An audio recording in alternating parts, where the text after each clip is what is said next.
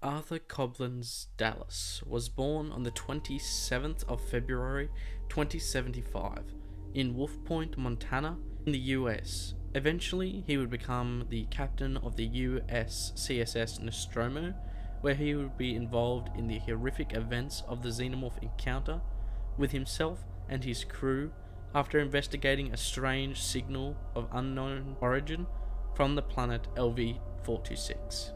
An incident that would end up consuming his crew, ship, and his life. Arthur Dallas, in his early life as a child, grew up in Port Arthur, Texas, and after attending and graduating from high school, he moved on to study at the University of Berkeley, eventually earning himself a bachelor's degree in engineering. Shortly after this, he attended Lippincott Aeronautics University, eventually obtaining his pilot's license, and first took up employment aboard the US CSS Chouchet. Then after this, moved to become executive officer aboard the US CSS Ennoble, to finally wind up becoming captain of the US CSS Nostromo under contract with Weyland-Yutani. After a number of trips on the vessel, randomly on a return trip from Earth from the planet Theodus, the Nostromo's science officer was replaced with a new officer, Ash.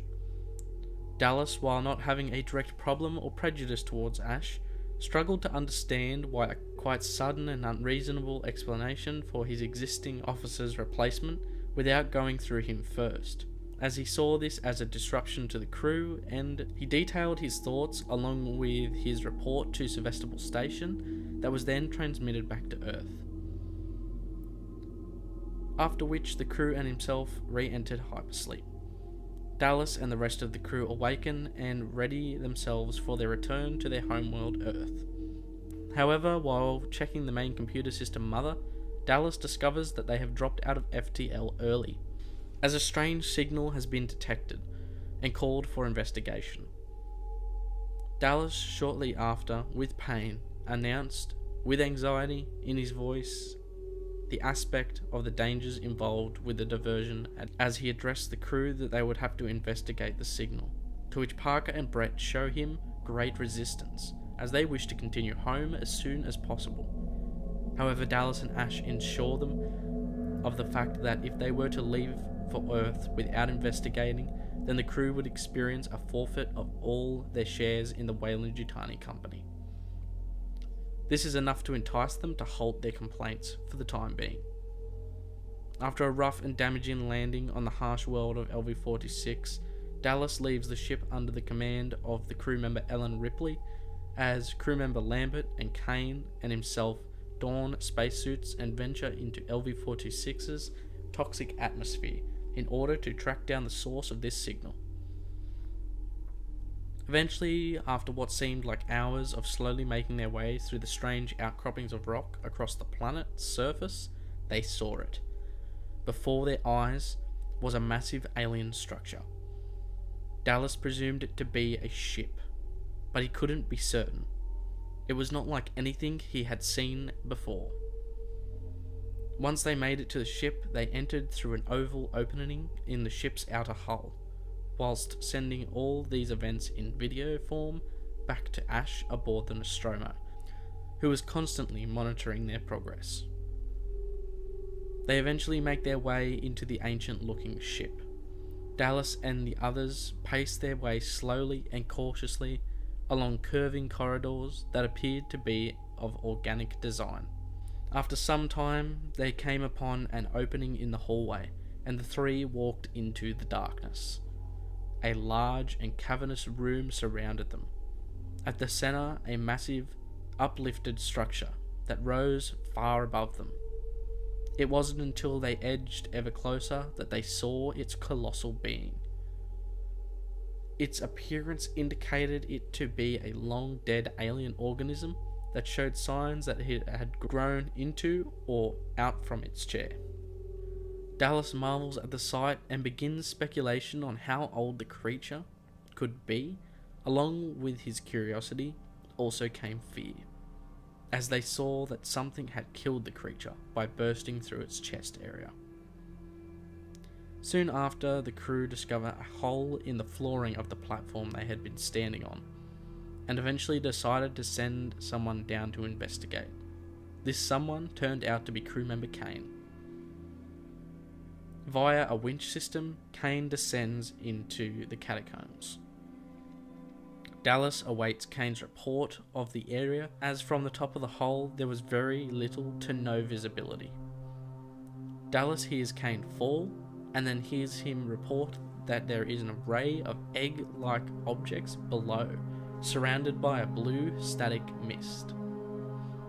After some time, there is a strange screech followed by a sizzling, then silence. Dallas and Lambert call out to Kane with no reply.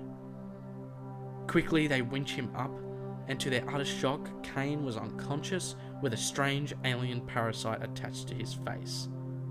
They rushed to drag his body back to the Nostromo, and were able to produce a makeshift stretcher to carry him. Once back to the ship, Dallas calls for the crew to let them inside. However, crew member Ripley refused. She cited that it would be a quarantine breach to allow them in before the 24-hour safe period. Eventually, Ash does in fact go against Ripley's better judgment. Aboard, they quickly got Kane to the medical bay, and Dallas became enraged that the company would send them here, and that the woman he secretly admired in Ripley refused to let them aboard. In his haste of frustration, he ordered Brett and Parker to get the ship moving, although repairs had not been fully completed yet. Once docking again with their ship, they continued their journey home.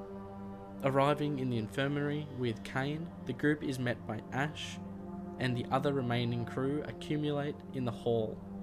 A semi-violent discussion occurs in reference to the decisions made in recent hours. Dallas remains with Ash as they try to remove the creature attached to Kane's face by pulling it off, which results in the creature tightening its grip around Kane's throat.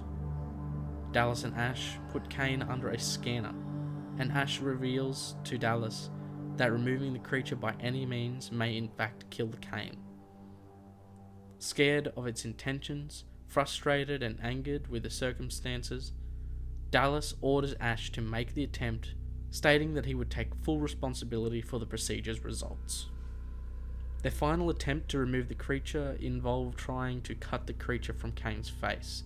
However, this proved to be a mistake, as a stream of molecular acid surges from the creature onto the decks of the ship. The acid burns through level after level of the ship and neutralizes just short of the ship's hull. With this new revelation, the crew disperse and Ash decides what other possibilities they have to consider. Ripley meets with Dallas, and the two have a brief discussion about the danger the creature may hold, not only to Kane but the rest of the crew. Dallas, still feeling betrayed by Ripley, shrugs off most of what she is saying. Time passes and Ash calls Dallas to the medbay. The creature had detached itself from Kane and disappeared. After a quick search with Ripley and Ash, they find it dead. Dallas allows Ash to continue to study the creature, in thinking that it could be useful in Kane's still incapacitated state. After a while, Ash calls again. The crew come to the medbay, and this time there is some more positive news. It is revealed to Dallas and the crew that Kane has now awakened. He appeared to be in fine health. They all celebrate with a last supper before re-entering their cryo-sleep chambers. As they sit around, joke, and enjoy their meals, Kane is sitting across from Dallas. And just as the crew and Kane are joking around, things begin to get strange. Kane begins to choke and splutter, which eventually transforms into violent spasms. Dallas and the others attempt to hold Kane, but this proves to be a useless action. Suddenly, a spray of blood covers the inside of Kane's shirt, which momentarily stuns Dallas in place. What could be happening to him? Confused on what to do, Dallas went back to restraining Kane. However, in the moments that followed, he would be forced to retreat in his action, as Kane's ribcage broke open outwards by force of an alien creature pushing its way violently and fatally from Kane's now dying body. Dallas stood shocked and stunned at what he had just seen, as did the rest of the crew, while the creature scurried off with a shearing speed into the hallways of the ship. After these events, Dallas and the crew prepare a short memorial service for Kane before his body is ejected into space. Dallas bands the crew together in order to catch Kane's son, the alien parasite that had escaped earlier into the ship. Brett, Parker, and Ripley go in search of the creature. However, only Ripley and Parker make it back. Despite their loss, they do find some useful information, and that is that the alien was using the air vents to move around the ship, and they had a plan to trap the creature now. The idea was to flush the creature into the main airlock using a flamethrower, at which point it could be jettisoned into space. Ripley was the first to volunteer for the task, however Dallas protested and overruled her rank to make it his own task to fulfill. He planned to tell Ripley about his feelings for her, but it had to wait until they dealt with the present threat. Dallas grabbed a flamethrower and began to crawl through the vents while the crew monitored his movements and any potential movements of the Xenomorph on their motion detectors.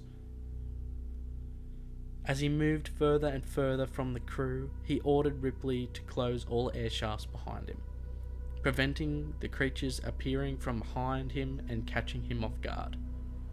A malfunction occurred in tracking of Dallas, and in a moment of panic he moved and eventually found himself in a highly exposed area of the vents.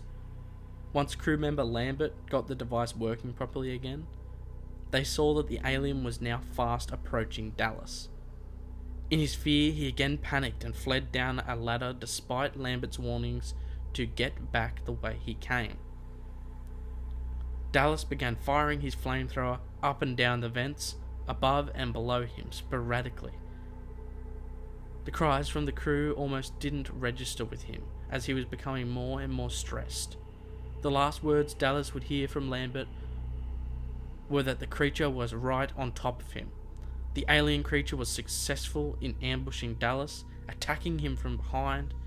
Dallas felt himself being ensnarled by the creature, and it moved through the vents with him in its arms at an alarming speed.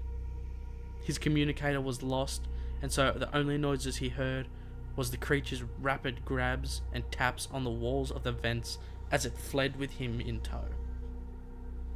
After being unconscious briefly, Dallas awakens within the maintenance bay. To his horror, he was alive. Not horrified at the fact that he was alive, but because of what he saw before him.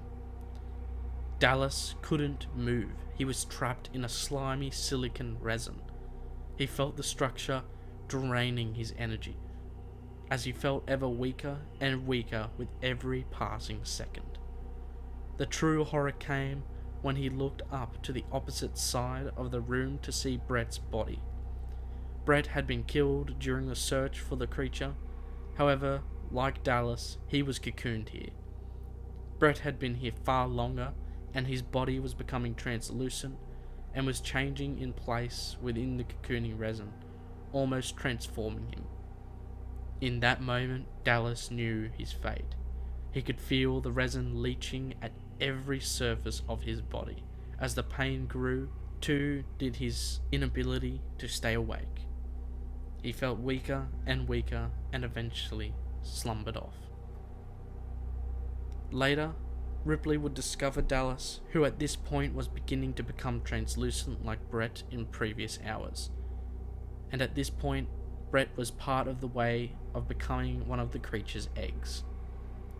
Dallas, with what little energy he had, moved his head to see Ripley with a flamethrower.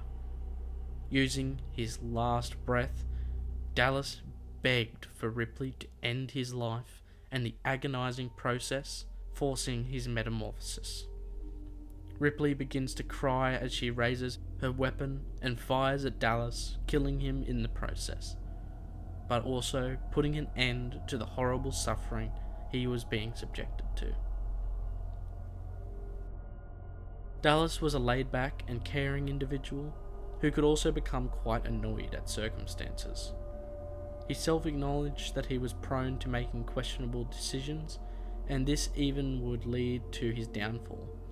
If he had upheld the quarantine for Kane, or if he had not panicked and gone the wrong direction in the vents, then Dallas may have been able to avoid his death, and even more, the deaths of his remaining crew, and the destruction of his ship from the Xenomorph creature that had taken hold of them.